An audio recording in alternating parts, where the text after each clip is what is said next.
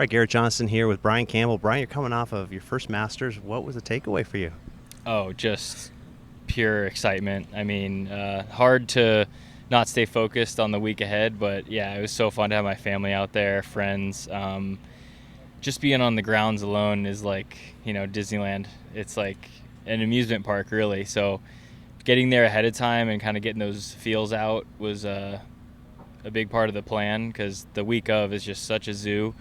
It really helped to kind of focus on the golf. Yeah. Well, I know, as you just said, you were there before the tournament started, but what was the perception versus reality for tournament week when you're on the property and inside the ropes there? Oh, yeah. I'd say some things you just can't get used to are just like the patrons, how many people are out there. But awesome. Like, no one's on their phones, and so everyone's just like locked in on the shots, and so it's really special. But also just how close the patrons are on even like hole 12. They're like 3 paces from you hitting that shot, into 12. So A little claustrophobic? a little claustrophobic, but it's something we got to get used to. Yeah. Well, it's interesting. I know you mentioned when we talked a month ago, going in, that is such a big deal, especially for your dad, because you were so young watching the Masters with him growing up.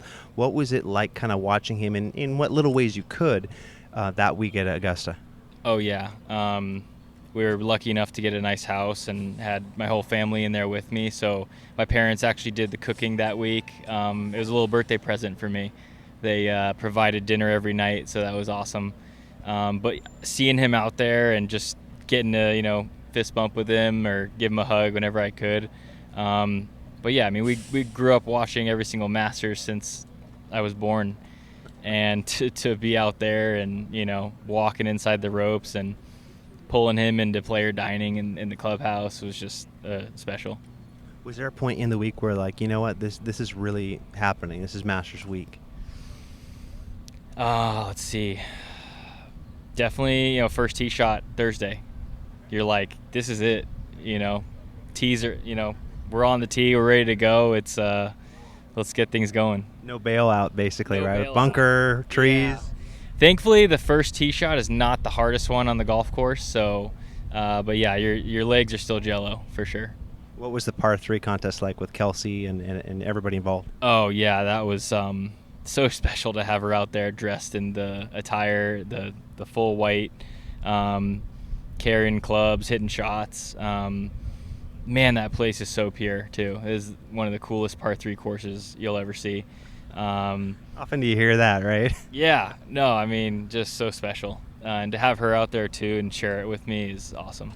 One thing that I noticed in talking to Michael Eaves from ESPN before the week of the Masters, I said, hey, man, whenever you're out there, you see NBA players. If you think you see Wayne Gretzky, you think you see Ray Allen, that's definitely them. Yeah. And I'm curious for you, you're inside the ropes, you're focused on playing, but were there ever any moments where you're like, oh my gosh, like there's a superstar from another sport? I saw Bijan Robinson, who I definitely had in a few fantasy football leagues. So that was a little bit of a shock moment. It was really cool to see him up close and in person.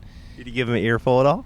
Oh no, he's getting enough fan interaction, so I kind of let him be. But it was just cool to see. I mean, he was one of many I saw out there. So I think the Masters is just such a fun tournament to be at.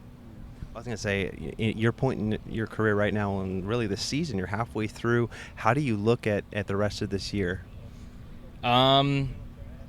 Glass half full, right? I'm happy with the season so far. I've had a few hiccups early on, catching the flu in Hawaii. So health-wise, I'm still just trying to get back to level par, get back to being strong, and I'm just focused on finishing off the season strong.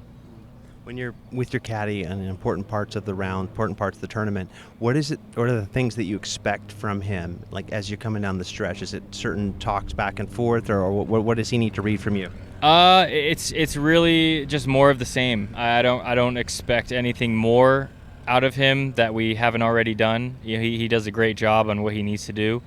But yeah, if we're coming down Sunday afternoon, close to the lead, I think we just keep doing what we're doing, have a good head on our shoulders, and just stay committed to our lines and our shots.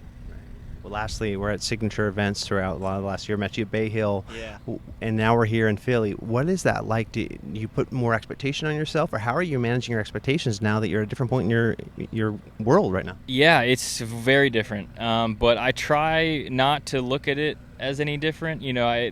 It's nice that I get to come out to courses like these that really remind me of college golf and playing with my college team. And so I'm just kind of going back to some of those feels, one foot in front of the next. And every course has a fairway and a green. And so we just try and find those as much as we can.